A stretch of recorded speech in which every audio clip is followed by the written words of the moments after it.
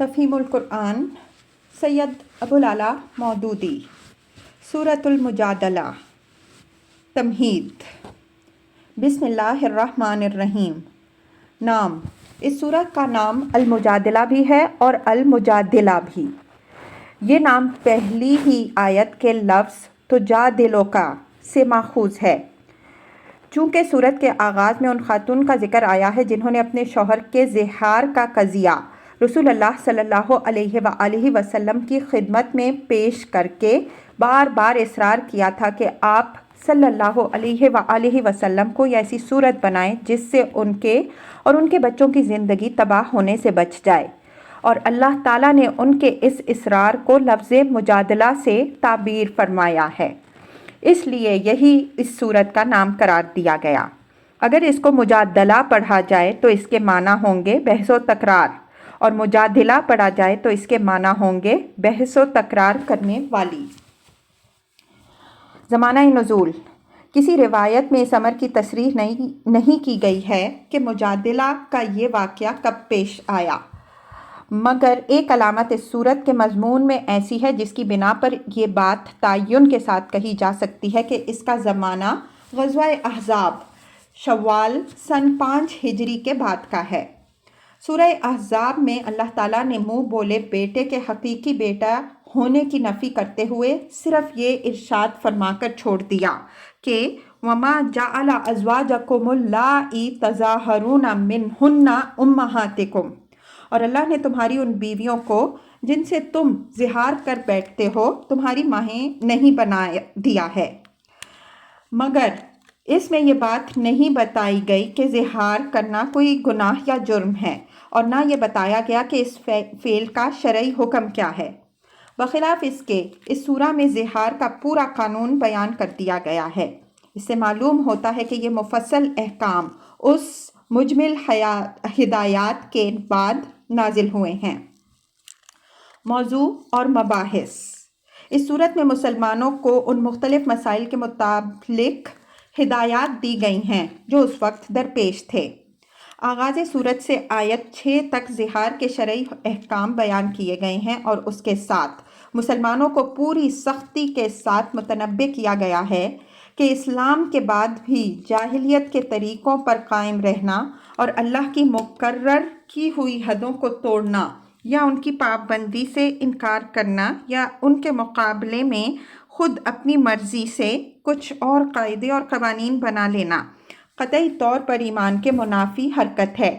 جس کی سزا دنیا میں بھی ذلت و رسوائی ہے اور آخرت میں بھی اس پر سخت باز پرس ہونی ہے۔ آیات 7 تا 10 میں منافقین کی اس روش پر گرفت کی گئی ہے کہ وہ آپس میں خفیہ سرگوشیاں کر کے طرح طرح سے شرارتوں کے منصوبے بناتے ہیں، اور ان کے دلوں میں جو بغض چھپا ہوا ہے اس کی بنا پر رسول اللہ صلی اللہ علیہ وآلہ وسلم کو یہودیوں کی طرح ایسے طریقے سے سلام کرتے ہیں جس سے دعا کے بجائے بد دعا کا پہلو نکلتا تھا۔ اس سلسلے میں مسلمانوں کو تسلی دی گئی ہے کہ منافقین کی یہ سرگوشیاں تمہارا کچھ نہیں بگاڑ سکتی، اس لیے تم اللہ کے بھروسے پر اپنا کام کرتے رہو، اور اس کے ساتھ ان کو یہ اخلاقی تعلیم بھی دی گئی ہے کہ سچے اہل ایمان کا کام گناہ اور ظلم و زیادتی اور رسول صلی اللہ علیہ وآلہ وسلم کی نافرمانی کے لیے سرگوشیاں کرنا نہیں ہے۔ وہ اگر آپس میں بیٹھ کر تخلیہ میں کوئی بات کریں بھی تو وہ نیکی اور تقوی کی بات ہونی چاہیے۔ آیت 11 تا 13 میں مسلمانوں کو مجلسی تہذیب کے کچھ آداب سکھائے گئے ہیں، اور بعض ایسے معاشرتی عیوب کو دور کرنے کے لیے ہدایات دی گئی ہیں جو پہلے بھی لوگوں میں پائے جاتے تھے اور آج بھی پائے جاتے ہیں۔ کسی مجلس میں اگر بہت سے لوگ بیٹھے ہوں اور باہر سے کچھ لوگ آ جائیں تو پہلے سے بیٹھے ہوئے اصحاب اتنی سی زحمت گوارا نہیں کرتے کہ ذرا سمٹ کر بیٹھ جائیں اور دوسروں کے لیے گنجائش پیدا کر دیں۔ نتیجہ یہ ہوتا ہے کہ بعد میں آنے والے کھڑے رہ جاتے ہیں یا دہلیز میں بیٹھنے پر مجبور ہو جاتے ہیں، یا واپس چلے جاتے ہیں، یا یہ دیکھ کر کہ مجلس میں ابھی کافی گنجائش موجود ہے حاضرین کے اوپر سے پھاندتے ہوئے اندر گھستے ہیں۔ یہ صورتحال نبی صلی اللہ علیہ وآلہ وسلم کی مجلسوں میں اکثر پیش رہتی تھی، اس لیے اللہ تعالیٰ نے لوگوں کی ہدایت یہ فرمائی کہ اپنی مجلسوں میں خود غرضی اور تنگ دلی کا مظاہرہ نہ کیا کریں، بلکہ بعد کے آنے والوں کو کھلے دل سے جگہ دیا کریں۔ اسی طرح ایک عیب لوگوں میں یہ بھی ہوتا ہے کہ کسی کے ہاں، خصوصاً کسی اہم شخصیت کے ہاں جاتے ہیں تو جم کر بیٹھ جاتے ہیں اور اس بات کا کچھ خیال نہیں کرتے کہ ضرورت سے زیادہ اس کا وقت لینا اس کے لیے باعث زحمت ہوگا۔ اگر وہ کہے کہ حضرت اب تشریف لے جائیے تو برا مانتے ہیں، ان کو چھوڑ کر اٹھ جائے اور بد اخلاقی کی شکایت کرتے ہیں۔ اشارے کنائیے سے ان کو بتاتے ہیں کہ اب کچھ دوسرے ضروری کاموں کے لیے اس کو وقت ملنا چاہیے تو سنی انسنی کر جاتے ہیں۔ لوگوں کے اس طرز عمل سے خود نبی صلی اللہ علیہ وآلہ وسلم کو بھی سابقہ پیش آتا تھا، اور آپ صلی اللہ علیہ وآلہ وسلم کی صحبت سے فائدہ اٹھانے کے شوق میں اللہ کے بندے اس بات کا لحاظ نہیں کرتے تھے کہ وہ بہت زیادہ قیمتی کاموں کا نقصان کر رہے ہیں۔ آخر کار اللہ تعالیٰ نے یہ تکلیف دہ عادت چھڑانے کے لیے حکم دیا کہ جب مجلس برخاست کرنے کے لیے کہا جائے تو اٹھ جایا کرو۔ ایک اور عیب لوگوں میں یہ بھی تھا کہ ایک آدمی آ کر خواہ مخواہ حضور صلی اللہ علیہ وآلہ وسلم سے تخلیہ میں بات کرنے کی خواہش کرتا تھا، یا مجلس عام میں یہ چاہتا تھا کہ آپ صلی اللہ علیہ وآلہ وسلم کے قریب جا کر سرگوشی کے انداز میں آپ صلی اللہ علیہ وآلہ وسلم سے بات کرے۔